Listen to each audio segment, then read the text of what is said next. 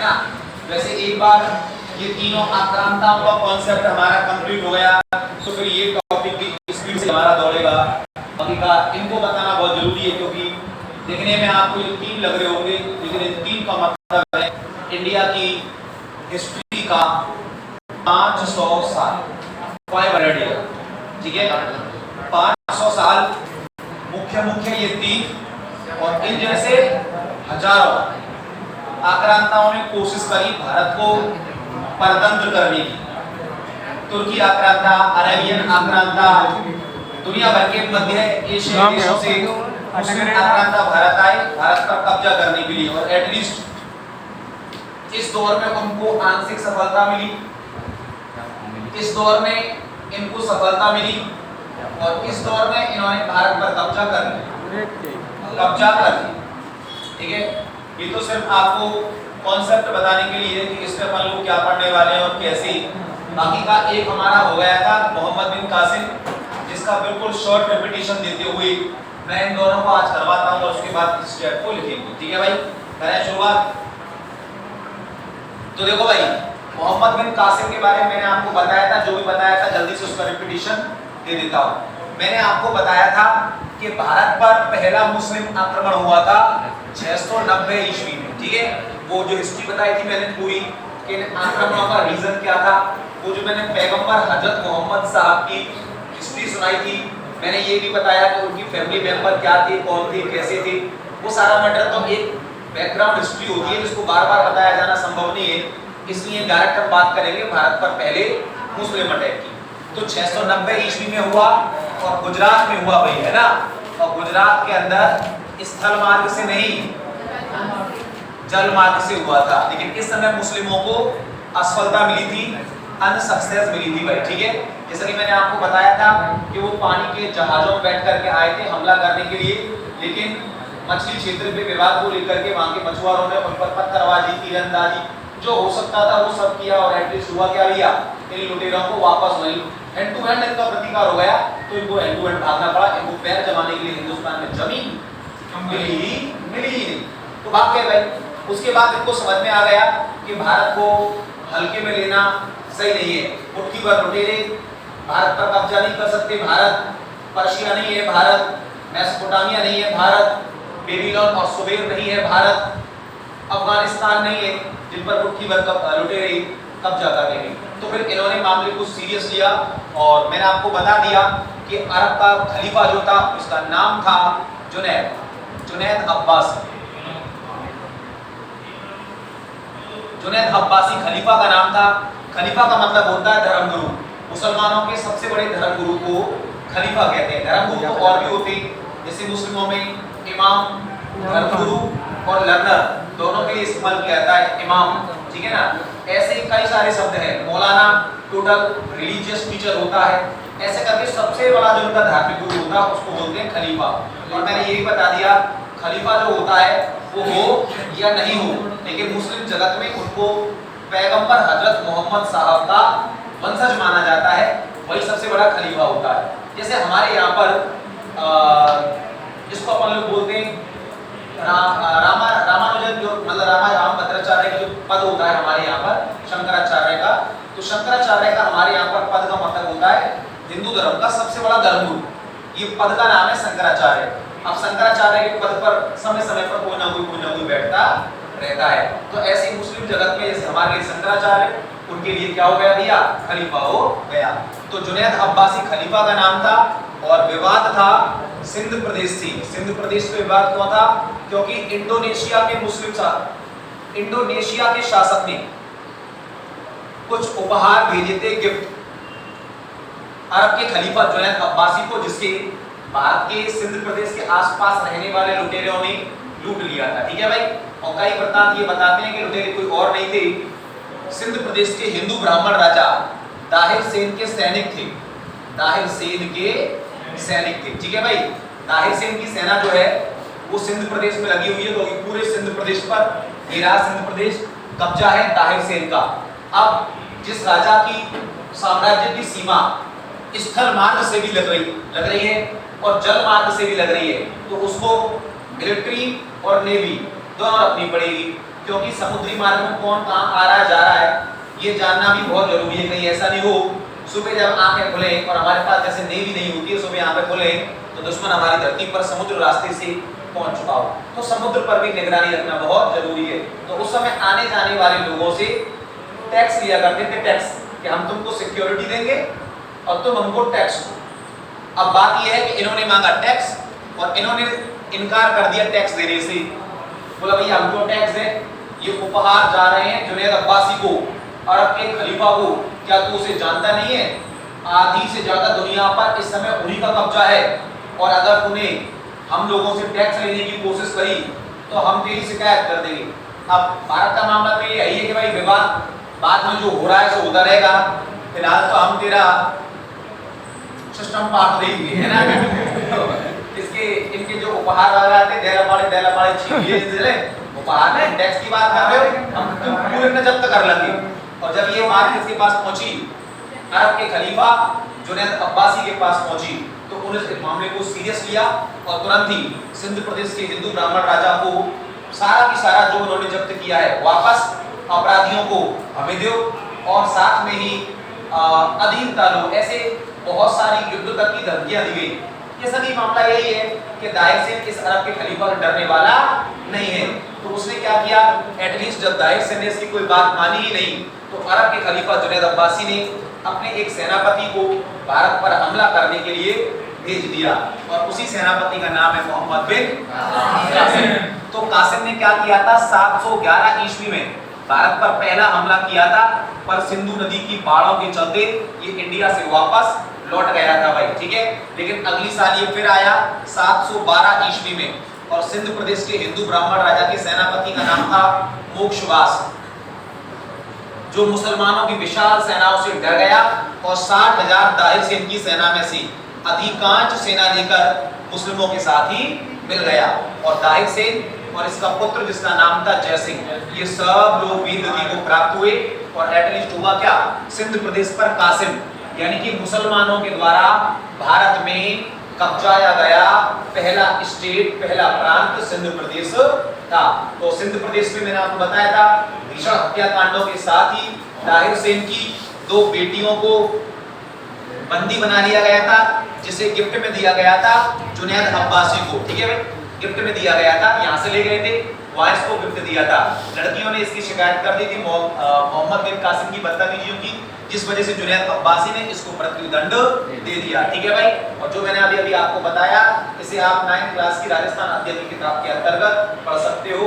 Rajasthan history के अंतर्गत इसको दिया गया है कि वही हिस्ट्री है जो प्रमाणिक है, जो एनसीईआरटी में दी गई है वो मैंने आपको बताई है। लेकिन देखिए इसके संग जो रियलिटी थी वो बताना भी बहुत जरूरी है। मोहम्मद बिन कासिम इसके इतने बहादुर सेनापतियों में से एक था जिसे ये कभी भी मृत्युदंड जैसा कोई भी सजा नहीं दे सकता था।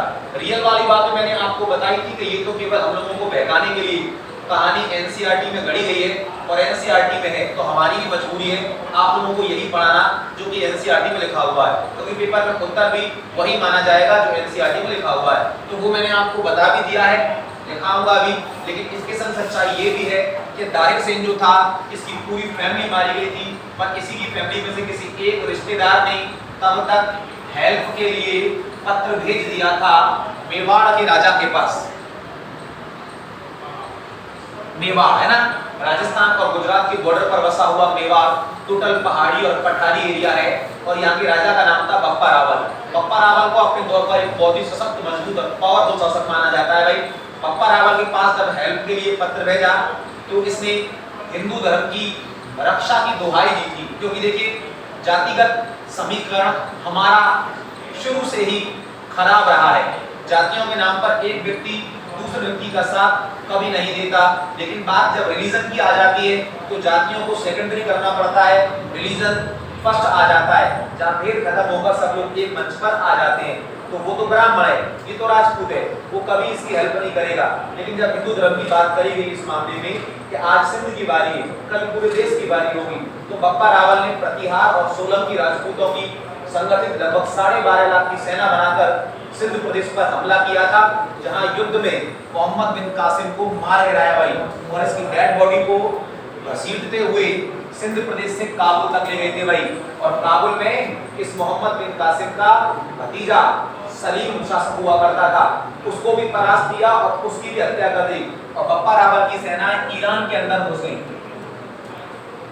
बप्पा रावल की सेना ईरान के अंदर घुस गई। इसके बाद बप्पा रावल अरेबियन क्षेत्र के अंदर इसकी डेड बॉडी को फेंक करके वापस अपने देश आ गया और ईरान से लेकर के पूरा अपना क्षेत्र मेवाड़ तक हर 100 किलोमीटर पर एक छावनी बनवाई थी, सैनिकों की छावनी, मिलिट्री का स्टैंड बेस जो होता है वो बनवाया था, ताकि जब भी आगे से मुसलमान इंडिया में आए हमला करने के लिए तो एकदम से हमको पता नहीं चली, जो तैयारी होए नहीं हो दोनों बात हो सकती है।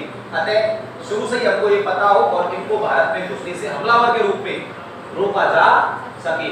तो भैया आज भी बप्पा रावल के द्वारा बनाई गई एक छावनी मौजूद है। समय के साथ देखो सब नष्ट हो जाता है। बप्पा रावल की मृत्यु को आज लगभग 1300 साल से ज्यादा हो चुकी है, तो सारी की सारी छावनियां तो हमारे सामने मौजूद नहीं रह सकती, लेकिन सबूत के तौर पे आज भी पाकिस्तान के अंदर जिले का नाम है रावलपिंडी। ठीक है भाई, क्या आपने ये नाम पहले कभी सुना है? ठीक है भाई, बप्पा रावल, रावलपिंडी, पिंडी का मतलब एक तरीके मिलिट्री बेस, छावनी या फिर गांव होता है, तो अपने सैनिकों के लिए रहने के लिए बनाया गया जो उसका अड्डा था, जो बेस था, उसका नाम रखा उसने रावलपिंडी। तो रावलपिंडी भैया आज भी है, उसके द्वारा सारी छावनियां नहीं हो पर ये तो आज भी है। तो रियलिटी ये थी कि कासिम को धूल चढ़ाने वाला या उसको मौत देने वाला कोई जुनैद अब्बासी नहीं, मेवाड़ का राजा बप्पा रावल था, है ना।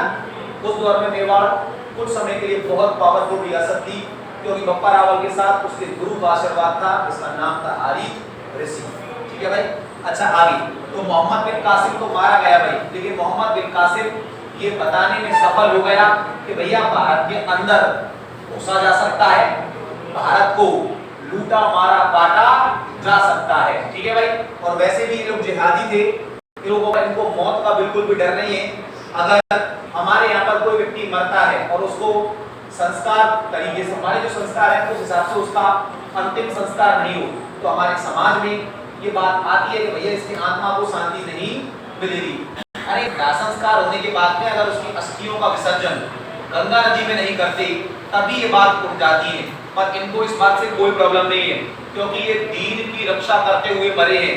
अगर मुसलमान युद्ध में मारा जाता है अन्य रिलीजन के व्यक्ति के साथ, तो भैया इनको भले ही डेड बॉडी को कुत्ते खाएं, चील हुए खाएं, कोई फर्क नहीं पड़ता, जन्नत मिलेगी भाई। और जन्नत में क्या क्या मिलेगा अब तो पूरी दुनिया को पता है ना।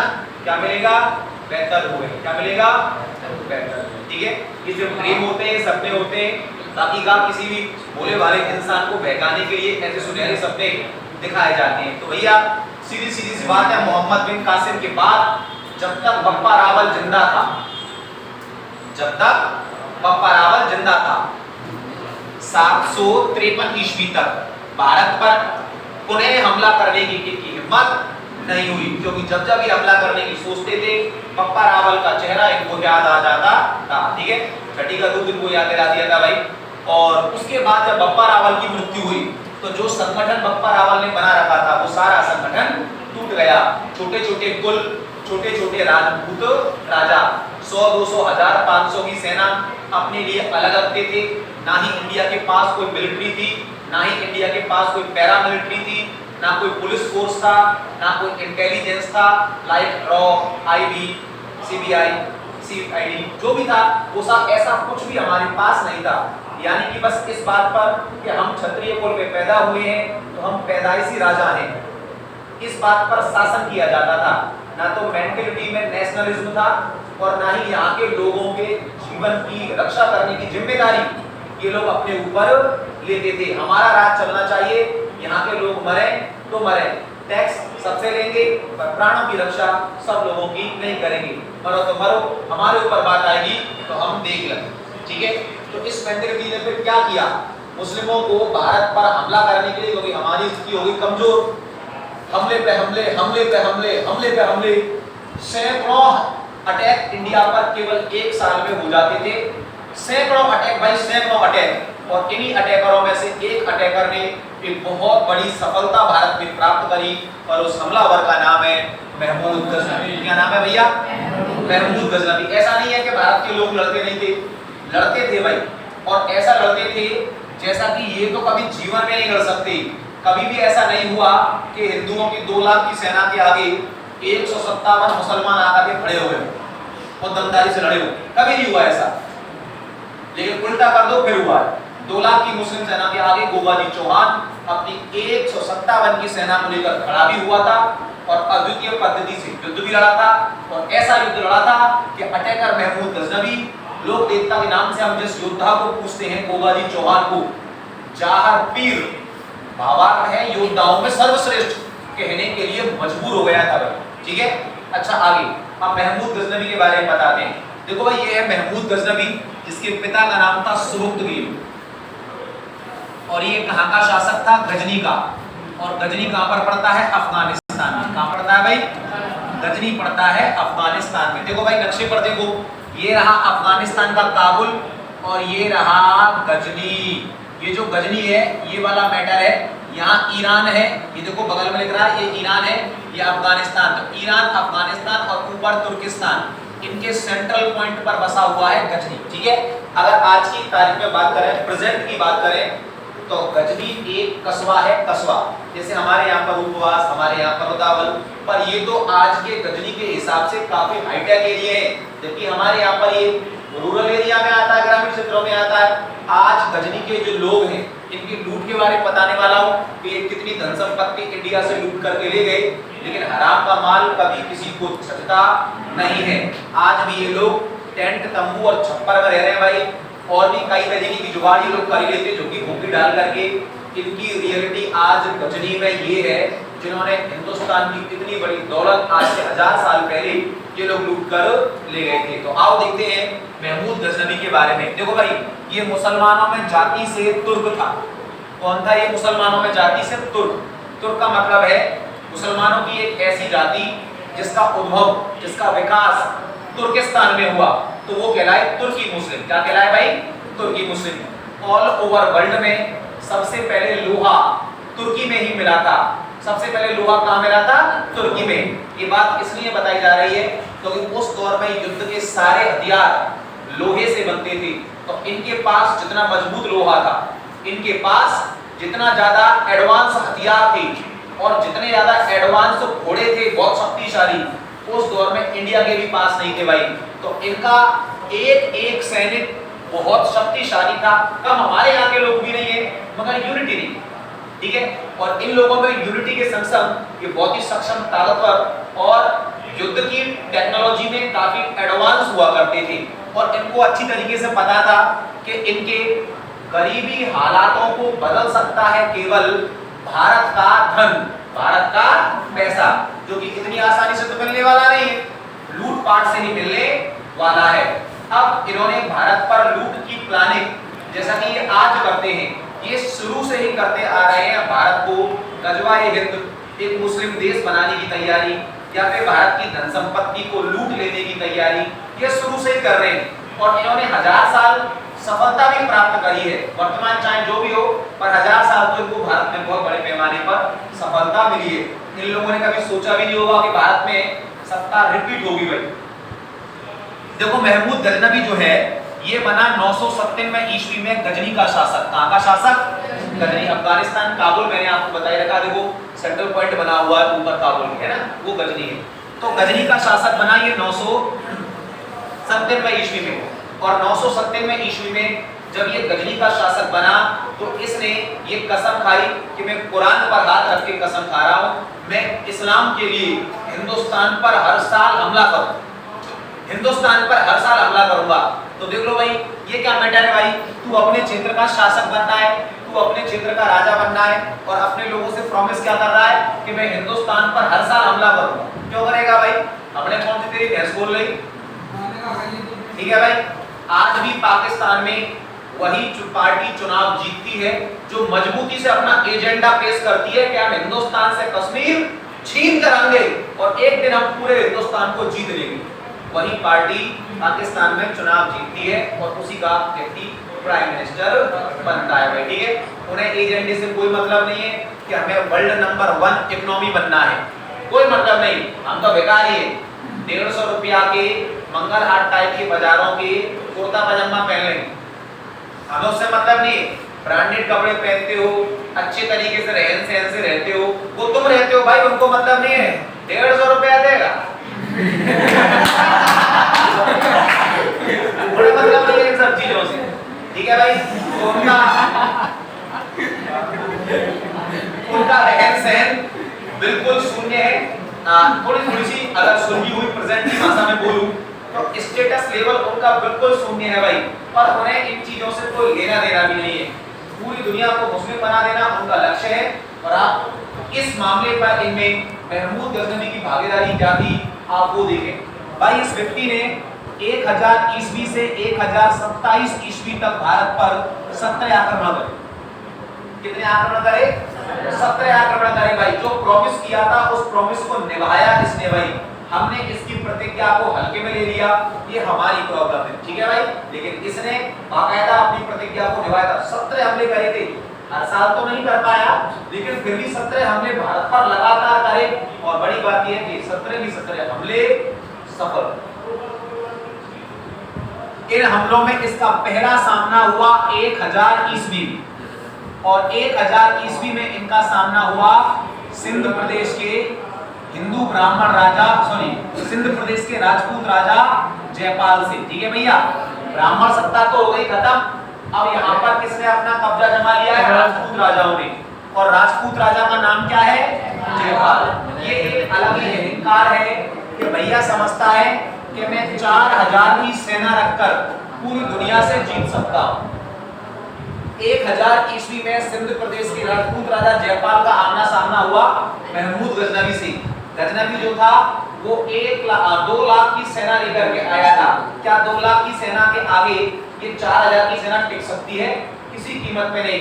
जयपाल हार करके मैदान छोड़ करके भाग गया, और जब ये मैदान छोड़ करके भागा तो राजपूत समाज में इसकी बहुत बदनामी हुई कि राजपूत होकर एक मामूली से तुर्क आक्रांता के आगे मैदान छोड़कर ये भाग गया। तो उसने पुनर्संगठित किया अपनी शक्ति को, और अगला युद्ध हुआ 1001 ईस्वी में। कब हुआ भैया? 1001 ईस्वी में अगला युद्ध हुआ। 1000 में पहला हो गया है, फिर दूसरा हो रहा है 1001 में, ठीक है भाई। ये देखो 1001 लिखा हुआ है, और सिंध प्रदेश का वही राजा है जयपाल, ठीक है भाई। और इस युद्ध में ये युद्ध 2 चरणों में हुआ, तो एक बार पहले और 1001 में 2 बार, 3 बार जयपाल परास्त हुआ। इसे इतनी शर्म चढ़ी कि इसने आत्महत्या कर, ठीक है, अपने सैनिकों के संग आत्महत्या कर ली कि मैं एक तुर्की मुसलमान से हार गया, अब मैं अपने समाज को क्या मुंह दिखाऊंगा। आत्महत्या कर ली। लेकिन इस बेवकूफ में यह अकल नहीं थी कि अपनी सेना को लेकर के किसी अन्य राजा के साथ आ जाता, ताकि तू भी सुरक्षित और वो भी सुरक्षित, और तुम दोनों मिलकर अपने आप को सुरक्षित नहीं समझो तो फिर किसी तीसरे से मिल जाओ। ऐसे ही भाई दीपक से दीपक जोड़कर पूरी माला बनाई जाती है, श्रृंखला दीपों की भाई, याद रखना। लेकिन ये समझते थे कि अकेला दीपक पूरी दुनिया को जगमग कर सकता है, जबकि ये अपने अस्तित्व को भी बचा नहीं पाए। अगला युद्ध सुन लो भाई। जब इसने सिंध जीता तो सिंध के बाद गजनवी की हिम्मत बढ़ी और ये पंजाब पहुंच गया। कहां पहुंच गया? उद्देश्य बिल्कुल क्लियर है, भारत की धन दौलत को प्राप्त करना, भारत में लूटपाट करना। और इनको खूब पता है कि भारत की धन संपत्ति केवल 2 जगह है, राजा के खजाने में और भारत के मंदिरों में।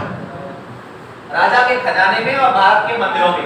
तो इनके अटैक का 2 सबसे बड़े केंद्र होते हैं, एक तो राजा जिसको ये मारकर उसका खजाना जब्त कर लेंगे, और दूसरा जो मंदिर दिख जाए उसी को तोड़ो। हर मंदिर के गर्भगृह के नीचे बेसमेंट में खजाना जमा हुआ करता था, और उस खजाने को लूट लो। इनको खूब पता था भाई, तो यहीं पर करते थे। और जो इनके आमने सामने आएगा वो मारा जाएगा। हजारों लोगों को, लाखों लोगों को एक साथ मौत के घाट उतार दिया जाता था भाई और बहनों। अगला युद्ध होता है इनका लगभग 1006 ईस्वी में पंजाब के राजा से, और पंजाब के राजा का नाम है आनंदपाल। ये भैया भी राजपूत है, ठीक है भाई। ये थोड़ा समझदार था। इसने क्या किया?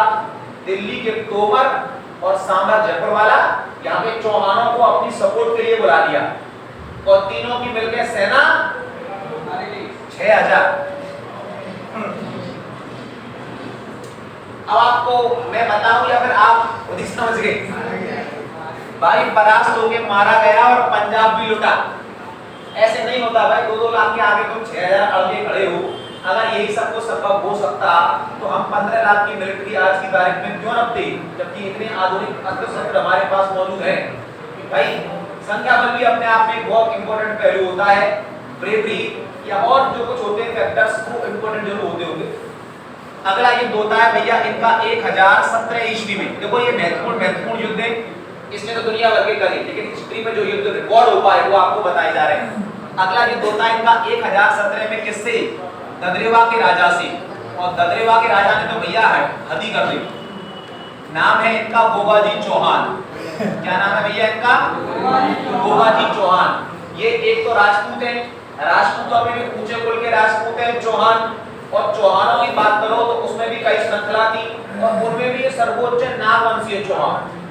ठीक है, तो ये इतने ऊंचे हो गए थे कि इनके पैरों तले धरती थी ही नहीं। ऊंचाई पर रहो लेकिन पैर जमीन पर जरूर रहो भाई। पता नहीं कौन सी मेंटालिटी से 157 सैनिक लेके बढ़ गए गजनवी से। ठीक है, इनकी वीरता पर कोई संदेह नहीं है। इतनी अद्वितीय वीरता इन्होंने दिखाई कि लोगों ने इनको देवता मानना चालू कर दिया।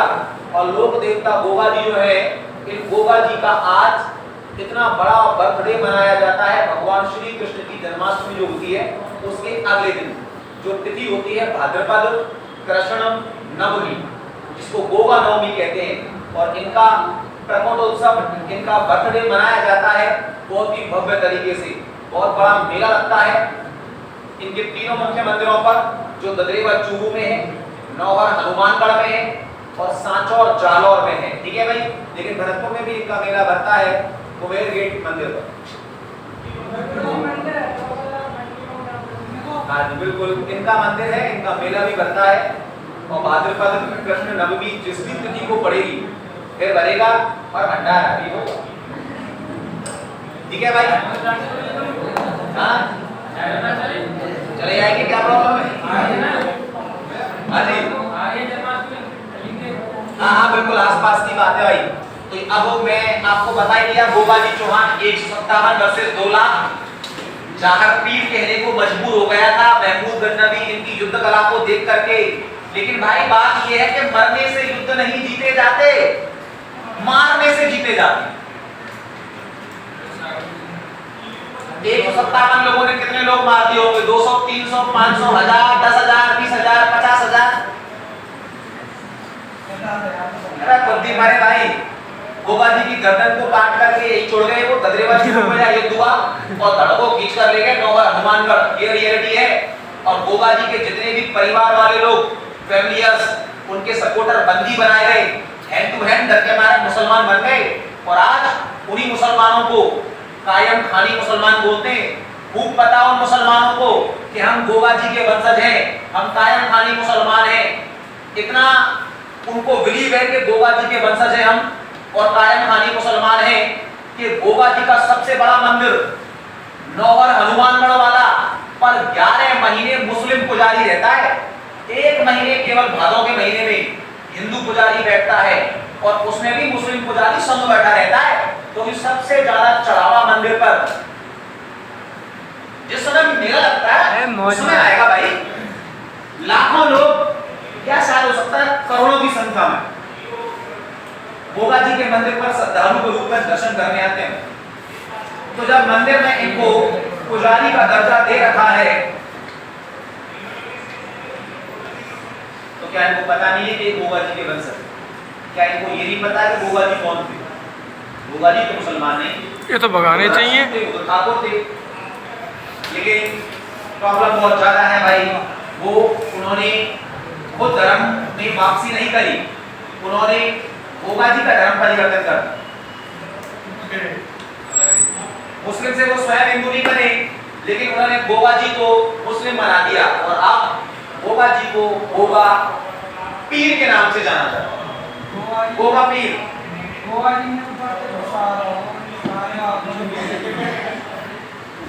जी को गुस्सा आ रहा होगा। गोगा जी गुस्से ने इस समय क्या कर लिया था?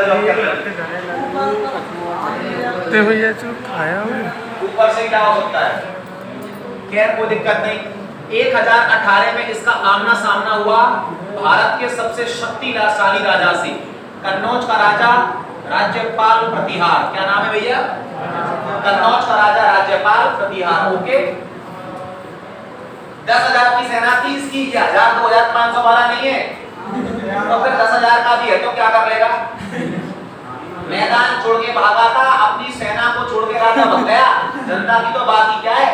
और महमूद गजनवी ने इसकी सेना और कन्नौज पूरा उत्तर प्रदेश की बड़े पैमाने पर आम जनता का हत्याकांड करवाया था और लूटपाट करी थी आम जनता से बड़ी। राज्यपाल प्रतिहार को मार डाला एक राजपूत राजा ने जिसका नाम था विद्याधर चंदेल। क्या नाम था भाई? विद्याधर। आप नाम याद रख लो बस। किस बात पर मार डाला? एक राजपूत राजा ने एक राजपूत राजा को कि राजपूत होकर तू दुश्मन को पीठ दिखाकर भगा है, तुझे जिंदा रहने का कोई अधिकार नहीं है। विद्याधर ने इसको तो मार दिया राज्यपाल को, पर मरते मरते राज्यपाल कह रहा है कि मैं तो मर रहा हूं क्योंकि मैं भगा हूं। मैं मानना हूं, चलो भगने के बाद एक राजपूत को मरना ही पड़ता, लेकिन अब तू रोना गजनवी से भाई, तू मुझे मार रहा है ना इस बात पे, तू लड़। अगला युद्ध होता है तुरंत ही 1018 ईस्वी में महोबा में, और महोबा के राजा का नाम है विद्याधर चंदेल। भाई इतनी बुरी तरीके से गजनवी इसको हराता है कि अगर ये भागता नहीं मैदान छोड़ दी तो मारा जाता। सिस्टम कोई भी हो, रिजल्ट सेम है। एटलीस्ट गजनवी को भारत की कमजोरी के बारे में पता लग गया कि ये चिल्लड़ हैं, इनके बस की बात कुछ नहीं है। तुम जो चाहो इनके साथ कर सकते हो, तुम जो चाहो इनके साथ कर सकते हो, चाहे पत्थर से सिर कुछ लो, ये तो फिर भी कोर्ट जाएंगे, न्याय व्यवस्था को अपने हाथ में नहीं लेंगे। चाहे स्टूल से सिर तोड़ दो भाई, स्टूल से सिर तोड़ दो, चाहे सर काटकर पोखर में डाल दो और धड़ को खेत में लड़ा दो, और ऐसे हजारों लाखों इंडिया में एग्जाम्पल। इनका कुछ नहीं होने वाला भाई, इनके बस की नहीं है। ठीक है, तो क्या हुआ, गजनवी को जब हमारी पूरी पोल पट्टी पता लग गई तो इसने गुजरात पर हमला कर दिया। मैं यहाँ सोमनाथ लिख रहा हूँ ताकि आपको डायरेक्ट पता लगे। और यहाँ के राजा का नाम था भीमदेव चालुक्य प्रथम। ठीक है भाई, अब इसके पास भी 4000 की सेना। बताऊं क्या समझ गए? मैदान छोड़ करके भागा, और गजनवी ने ये पहले ही जान लिया था कि ये मैदान छोड़ के भागेगा, तो फील्डिंग सेट कर रखी थी दूर दूर। ये भगा, इसको तुरंत कैच किया और मरवा दिया। गुजरात के अंदर सोमनाथ में एक मंदिर है, सोमनाथ जिले का भी नाम है, मंदिर का भी नाम है। भगवान श्री कृष्ण के जमाने से ये मंदिर है भाई, भगवान श्री कृष्ण के जमाने से ये मंदिर है यहाँ पर, सोमनाथ का मंदिर। और मंदिर भारत के धनाढ्य मंदिरों में से एक था, यानी कि भारत के सबसे बड़े मंदिरों की अगर काउंटिंग करी जाए तो सबसे बड़ा मंदिर था सोमनाथ का मंदिर। सबसे बड़े मंदिरों में से एक था, है ना, सबसे बड़ा मंदिर तो कहते हैं। तो सीधी सी बात है, सबसे बड़ा मंदिरों में से एक, तो सबसे ज्यादा श्रद्धालुओं का भाव इस मंदिर पर, तो चढ़ावा भी सबसे ज्यादा। भाई इस मंदिर की संपत्ति का काउंटिंग तो नहीं दी गई है, लेकिन काफी हद तक महमूद गजनवी की लूट के बारे में बताया है क्या हुआ था। सबसे पहली बात तो मंदिर इतना मोस्ट है तो इसको इतनी आसानी से लुटने तो देंगे नहीं। सोमनाथ मंदिर के पंडित जो थे उन्होंने गजनवी को एक पत्र भेज दिया कि देख भाई गजनवी, ये मंदिर हमारी आराधना का केंद्र है, हमें पैसे से प्यार नहीं है, धन से प्यार नहीं है, मंदिर से प्रेम है। तू आएगा तो मंदिर तोड़ेगा, हम तुझे 2 करोड़ सोने की मुद्रा वही देंगे जहां तू है, पर लौट जा, यहां मत आ। अब गजनवी इतना बड़ा प्रपोजल देखकर उसकी भी आंखों में लालच आ गया कि यार 2 करोड़ स्वर्ण मुद्रा, हमने तो अपने जीवन में कभी नहीं सोचा था, इतना ही हमको देने को तैयार है। फिर उसने याद किया कुरान की शिक्षा को कि काफिर के संग कोई सौदा नहीं, यानी कि गैर मुस्लिम जो व्यक्ति है उसके संग कोई सौदा नहीं, या तो वो दीन पर आ जाए, मतलब या तो वो मुसलमान बन जाए तो छोड़ो, नहीं तो उसको मारो, और मारकर सारी धन संपत्ति लूटो, परसेंटेज नहीं कि 2 करोड़ देंगे। गजनवी ने प्रपोजल को ठुकराया और ठुकरा करके सीधा सोमनाथ पर हमला कर दिया। अब कोई विकल्प बचा नहीं था, इसलिए कुछ ग्रामीण, कुछ सैनिक, कुछ महिलाएं, कुछ बच्चे, कुछ साधु, कुछ संत, लगभग 30,000 लोग मंदिर के सामने आकर खड़े हो गए। महमूद गजनवी का दरबारी विद्वान उसके साथ था अल-बरूनी।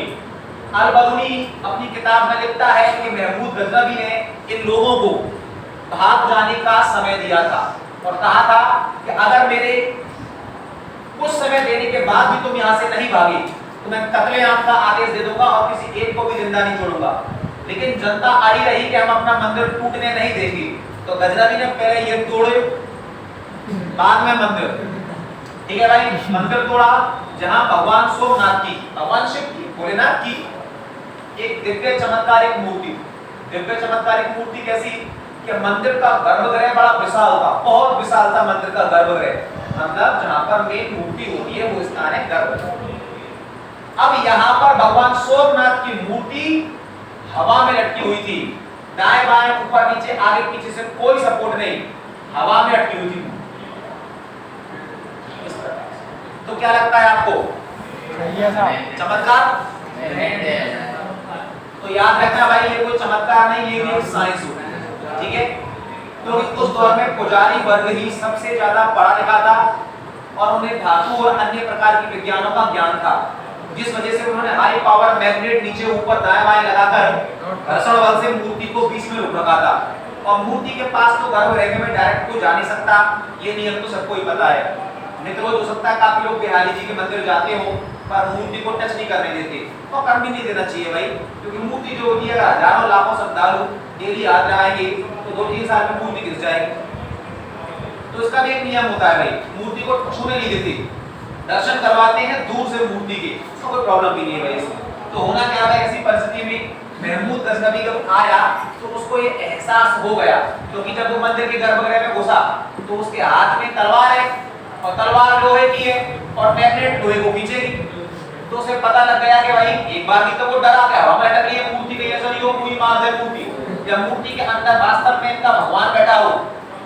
बहुत सारे विचार उसके मन में आए, पर अल-बरूनी ने क्लियर लिखा है कि गजनवी जो था उसने अपनी तलवार से इस मूर्ति को गिरा दिया था, और एक बार इनका बैलेंस खराब हुआ नहीं कि मूर्ति गिर जाएगी। गजनवी ने तो एक तलवार मारी थी, उसकी लाखों की सेना मंदिर पर टूट पड़ी, कुछ ही देर में मंदिर एक पत्थरों के ढेर में तब्दील हो गया, सारी मूर्तियां तोड़ दी गई। मुख्य मूर्ति भी जो भगवान सोमनाथ की थी भाई, और इसके संग गजनवी अकूत धन संपदा यहाँ से लूट कर ले गया, जिसका कई बार रिकॉर्ड मिलता है कि 17 ऊंटों पर केवल हीरे और जवाहरात थी, मतलब डायमंड 17 ऊंटों पर, तो केवल सोना चांदी कितना था इसकी कोई गणना ही नहीं है, जितना वो लूट कर ले गए। गजनवी की लाखों की सेना इस प्राप्त हुए सोना चांदी हीरे जवाहरातों को धोने में ही बिजी हो गई भाई। अब इन्हें ये सामान लूट तो लिया है, काबुल लेके भी तो जाना है। अब जब ये लेकर के जा रहे थे, ये रहा सोमनाथ मंदिर, और जब लेकर जा रहे तो बीच में पड़ गया सिंध। क्या पड़ गया? सिंध, वही पंजाब वाला, पाकिस्तान पंजाब के बगल में। तो ऐसी स्थिति में सिंध प्रदेश में क्या रहते थे, बड़े पैमाने पर जाट लोगों की जनसंख्या थी भाई। ठीक है, और जब लुटेरा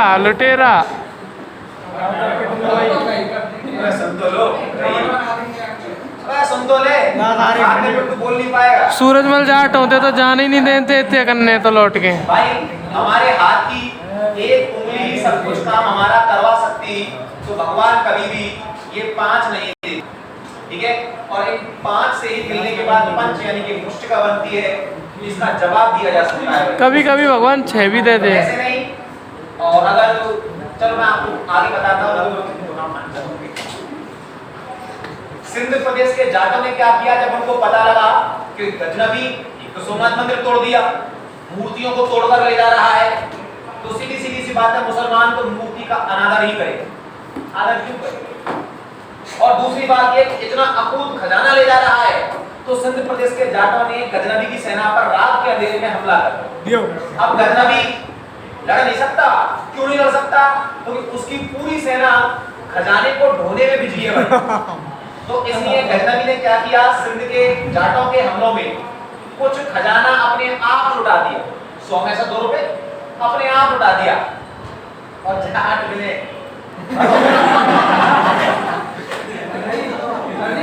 क्या बात है, आपके बारे में पता नहीं, अभी तो आपको और भी सच्चाई पता लगी है भाई, फिर क्यों खड़े हम यहाँ पर। रियलिटी बताओ। अब देखो गजनवी गजनबी के हाथ से भले मैं तो यूं कह रहा हूं रुपए पैसे चबन्नी गई, परंतु छीन तो लिया, कुछ तो लिया, कुछ तो लिया। तत्काल तो गजनबी इनसे लड़ नहीं पाया, लेकिन गजनबी ने अपना अंतिम टारगेट इंडिया के अंदर सबसे पावरफुल राजपूत थे, सत्ता में थे, राजा महाराजा थे भाई, टारगेट बनाया जाटों। राजपूत वंश तो फोड़ दिया भाई पूरा। अगला टारगेट कौन है? जाट। गजनबी ने अंतिम आक्रमण सिंध प्रदेश के जाटों पर किया 1027। कायाटा महीनों महीनों जाटों की पंचायतें चली और संगठित होकर के लोग सड़कों पर खेतों में बैठे रहे। गजनबी आएगा, हम ये करेंगे, हम वो करेंगे, हम ऐसा करेंगे, हम वैसा करेंगे। लंबी लंबी मार रही। जब हमले करा हुआ गजनबी का तो अधिकांश जाट मारे गए, उसकी सेनाओं के आगे नहीं टिक पाए भाई। बचे कुछ जाट जो थे वो मुस्लिम बन के डर के मारे और काफी भागकर पंजाब हरियाणा अपना एक ब्रज एरिया इस पूरे क्षेत्र में आ गए। पूरे इंडिया को घूम लेना आप, आपको जाटों की सबसे ज्यादा जनसंख्या पंजाब हरियाणा और ब्रज प्रदेश के आसपास ही मिली। उसका रीजन है क्योंकि जाटों का मूल स्थान ना तो ब्रज प्रदेश था, ना हरियाणा और ना पंजाब। भगवान श्री कृष्ण का दौर पढ़ लेना, सबसे ज्यादा जनसंख्या पूरे ब्रज प्रदेश में यादवों की थी। इतना तो हम सभी जानते हैं भाई, चाहे पढ़ लो, चाहे सुन लो, चाहे देख लो, उससे कोई मतलब नहीं है। लेकिन इस समय इस पूरी बेल्ट में सबसे ज्यादा जनसंख्या लगभग जाटों की है, क्योंकि माइग्रेट हुए जाट भाई, इनका मूल गढ़ सिंध प्रदेश था और एटलीस्ट फिर वो यहाँ पर नहीं कर पाए गजनबी का सामना।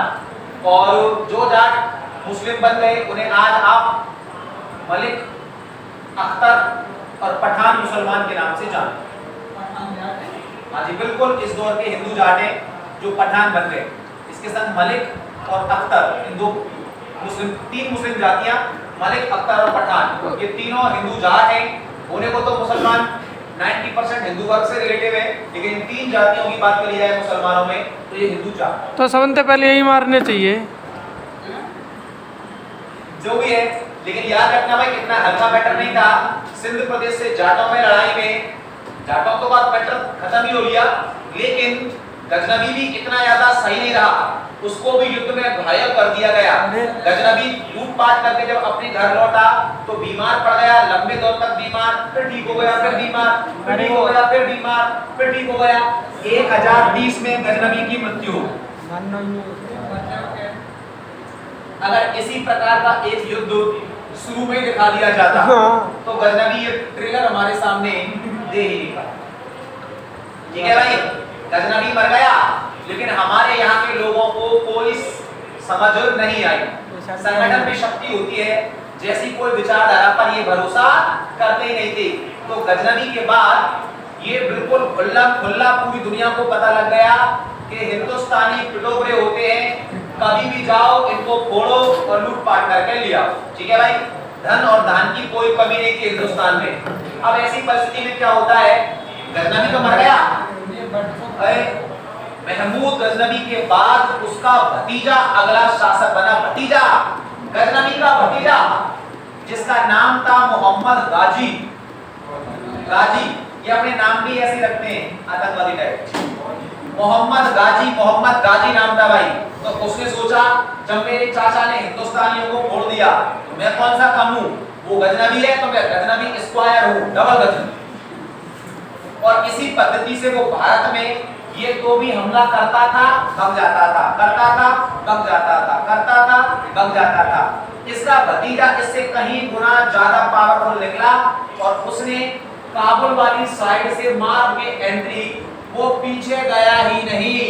यहाँ के लोगों को ठोक, काबुल, सिंध, बलूच, पंजाब, सकाल, सारे क्षेत्रों को फोड़ते हुए पीछे नहीं हट रहा भाई, मुझे एक ही बार में पूरा हिंदुस्तान सल्टाना। और वो पहुंच गया यूपी तक। कहां तक पहुंच गया? यूपी तक। यूपी का आपको बताइए भाई, नाम बताओ। यूपी के नाम, मामा के नाम। ठीक है,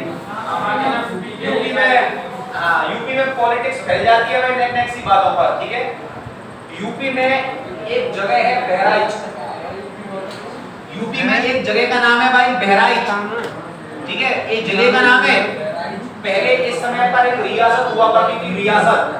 बहराइच के राजा का नाम था सुहेल देव। क्या नाम था भाई? बहराइच के राजा का नाम था सुहेल देव। इसने क्या किया था? 36 कुलों के राजपूतों को अपने घर बुलाया। आया पे अला दावत दे रहा हूं, बकरा काट लिया है और दारू मंगा लिए, सीरिया से आ जाओ। अब बकरा कट रहा है, दारू हो रही, सभी राजपूत राजा पहुंच गए तैयार बैठे। हाँ, और मस्त चिकन मटन जो भी था, पार्टी वार्टी सारी मैटर हो गई।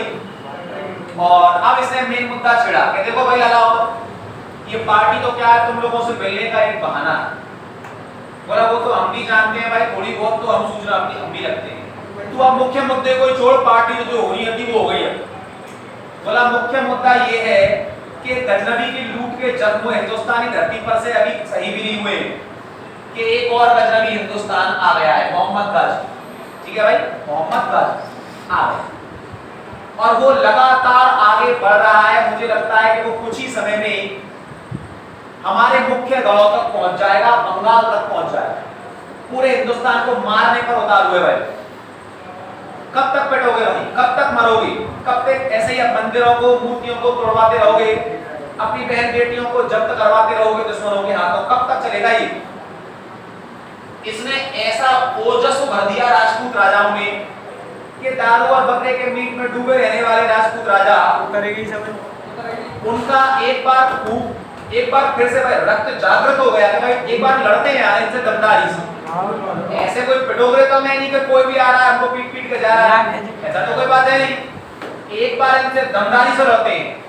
राजा सुहेलदेव उस दौर का महाराणा प्रताप था भाई, इसकी बातों में बहुत दम दिखता था लोगों को और लोग इसकी बात का भरोसा कर भी लेते थे। सुहेलदेव के नेतृत्व में लगभग 36 कुलों के राजपूत राजा इकट्ठे हुए और उत्तर प्रदेश के बहराइच में मोहम्मद गाजी, गजनबी का भतीजा, उससे आमना सामना हुआ। उसने सोचा भी नहीं था कि हिंदुस्तान के लोग यूनिट हो सकते हैं, संगठित हो सकते हैं।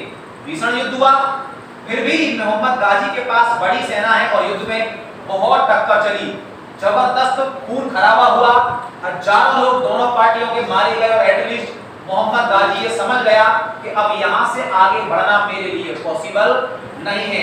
राजपूत सेना भी पीछे हट गई और मोहम्मद गाजी की सेना भी पीछे हट गई, दोनों हट गए भाई।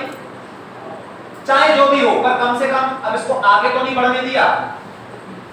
बहराइच की धरती को छोड़ते ही जैसे ही वापस लौटा, मोहम्मद गाजी की मृत्यु।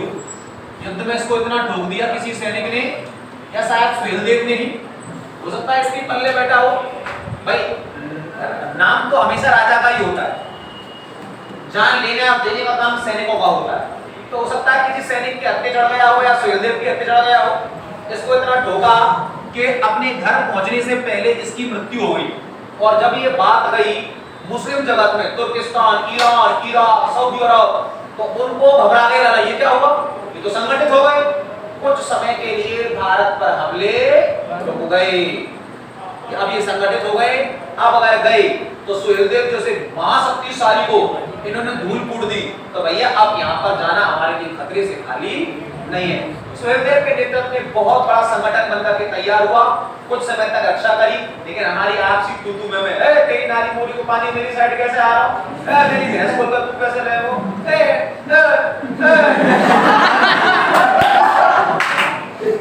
ये फालतू की बातों में हमारा संगठन फिर से गया।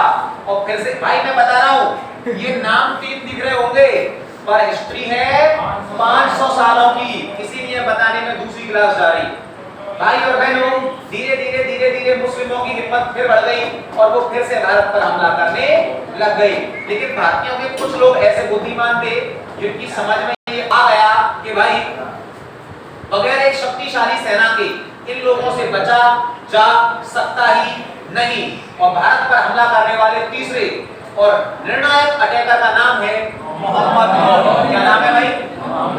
इसने महमूद गजनवी के अयोग्य वंशजों को हराकर कब्जा कर लिया था काबुल अफगानिस्तान पर।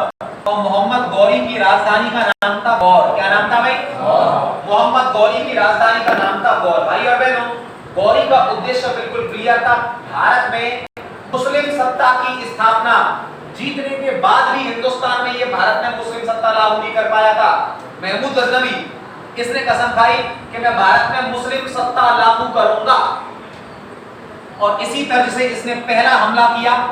इंडिया का एंट्री गेट सिंध, और सिंध पर कब्जा कर लिया। ठीक है भाई, हमारे जितने भी सिंधी समाज के लोग हैं, बताया आपको हिंदू समाज में जाति भी होती है सिंधी, पॉपुलर जाति, सब लोग जानते होंगे सिंधी सिंधी सिंधी जाति उसको इसलिए कहते हैं।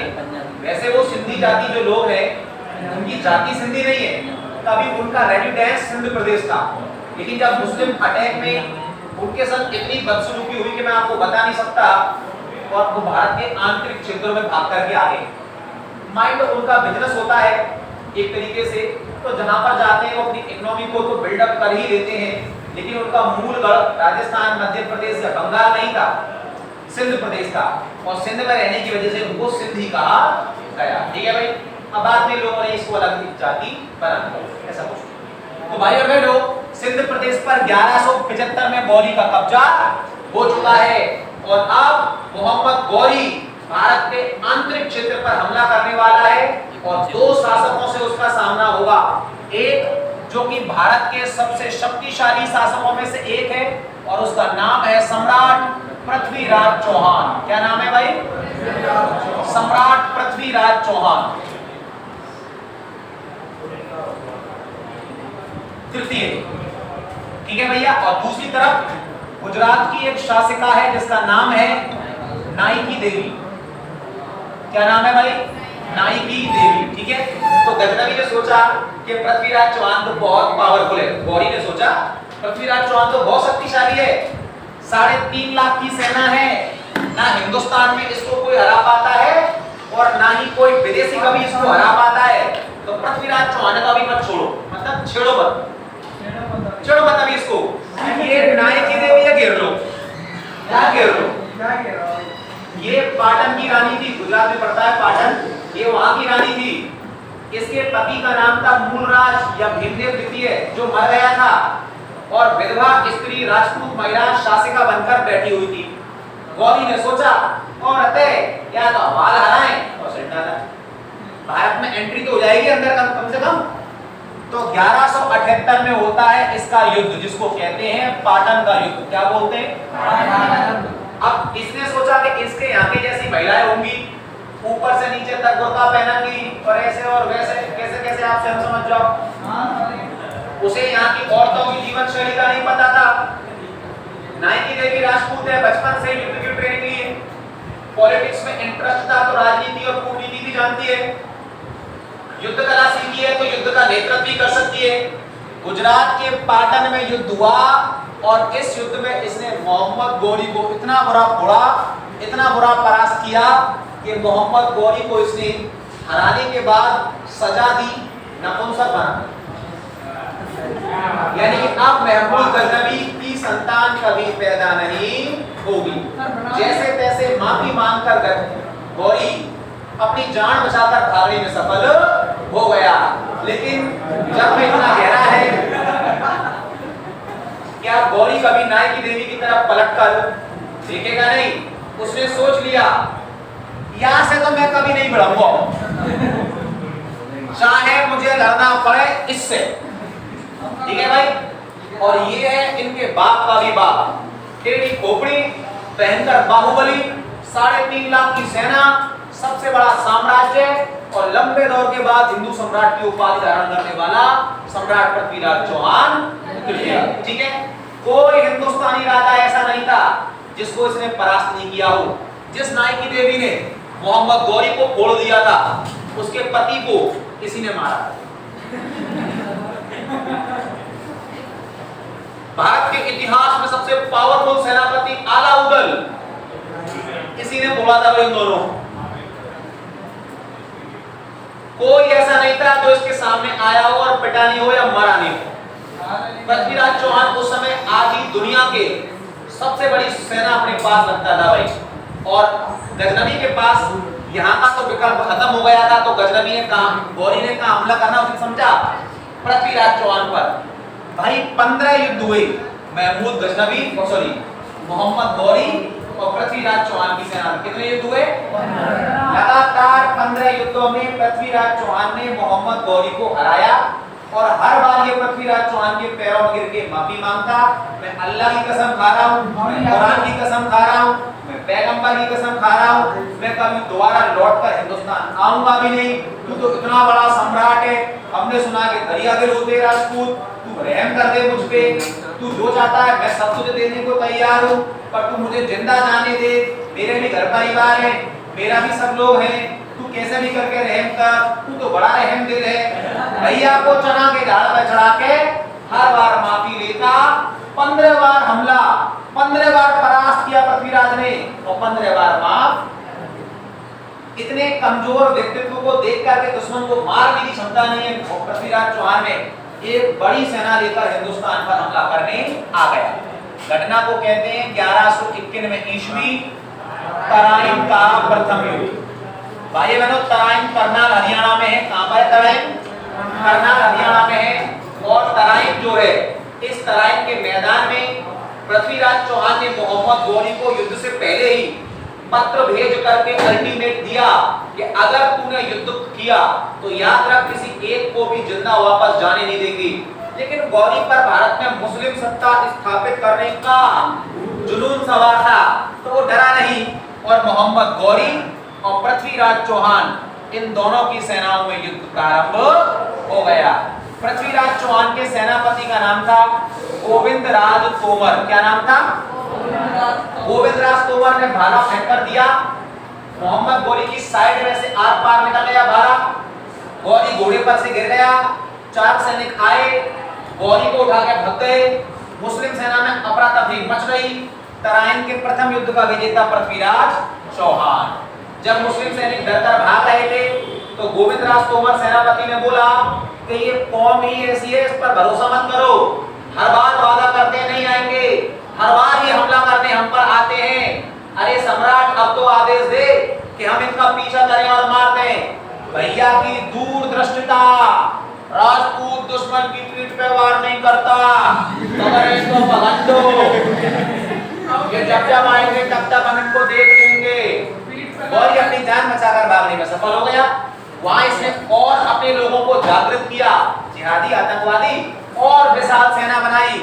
और अगली साल 1192 ईस्वी तराइन के दूसरे युद्ध में अपने गुलाम यानी कि सेनापति कुतुबुद्दीन ऐबक की सहायता से पृथ्वीराज चौहान को परास्त कर इसकी हत्या कर दी। एक बार माफ नहीं किया भाई, और दिल्ली से अजमेर तक भारत पर मुस्लिम सत्ता स्थापित हो गई। और अब भारत में हिंदू सत्ता दोबारा लौटकर कभी 800 साल तक नहीं आई। ठीक है, आज के इतना काफी है भाई, और इसको सेव कर दो भाई जिस पर भी आता है।